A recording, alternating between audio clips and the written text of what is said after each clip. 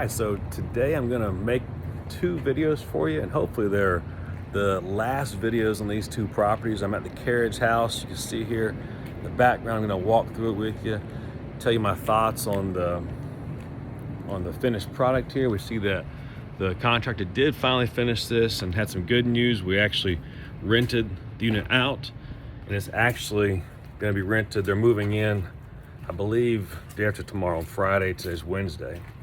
I just got back in town from a conference on how to be a better mentor for the real estate investors that I work with, and I want to show this to you. So this is why you check jobs. So I have a contractor. He's supposed to be done.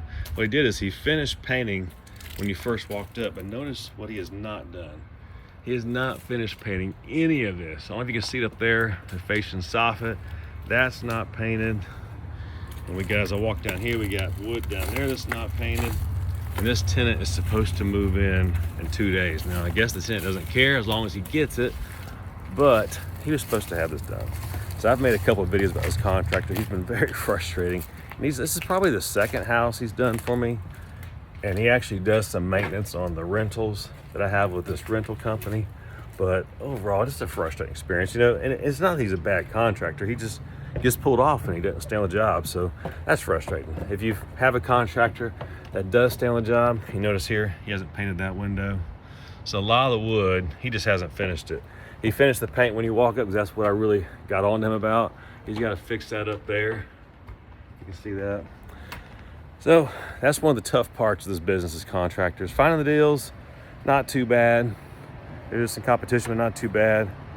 Getting them rented out, as long as it's priced fairly, not bad. Refinance them, pretty easy. But the problem is, the biggest challenge to me is really contractors. So let's go inside and let's just see what the inside looks like, to see if he's got the inside done, because the tenant is supposed to be moving in on Friday. So hoping that the inside looks good, looks better than the outside. I'll show you what's going on here. We turn some lights on. It's getting close to sunset. So overall, looking pretty good. I had to go in and I redid the duct work. We had some AC issues that propped up, and want to mention something to you. Down here was drained. So my tub guy was supposed to come back and finish that. The contractor was supposed to take the drain out on the bathtub.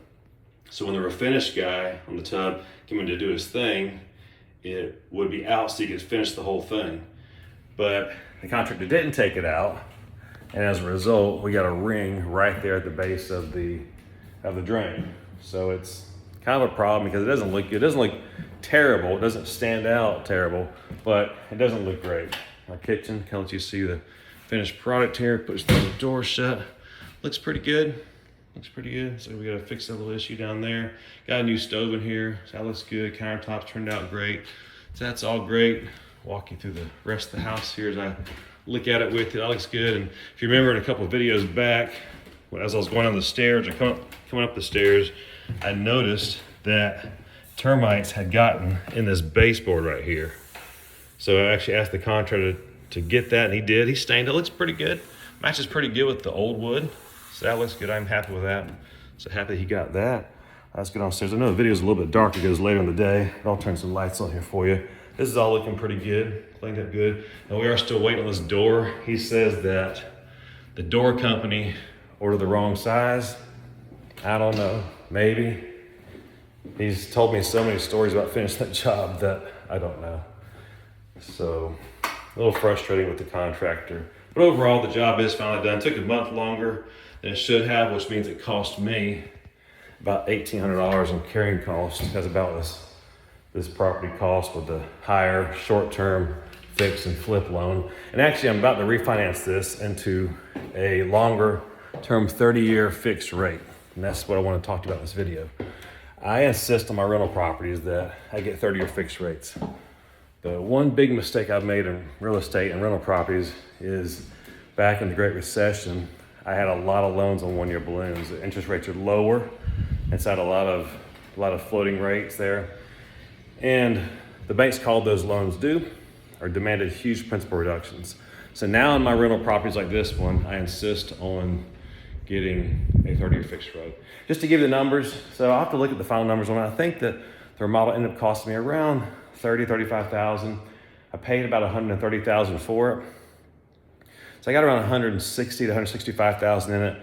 We have it rented for $1,550 a month.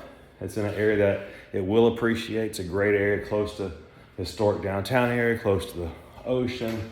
It's a really nice area. I just gotta get this contractor back out to finish it. But this is probably gonna be my last video about this house, at least for now, until it comes empty, which hopefully is years down the road, because they're supposed to move in 2 days. So if you have any questions about it, let me know. What do you think about the investment? You think it was a good investment? Is it one you would have made? Or what are your thoughts on it?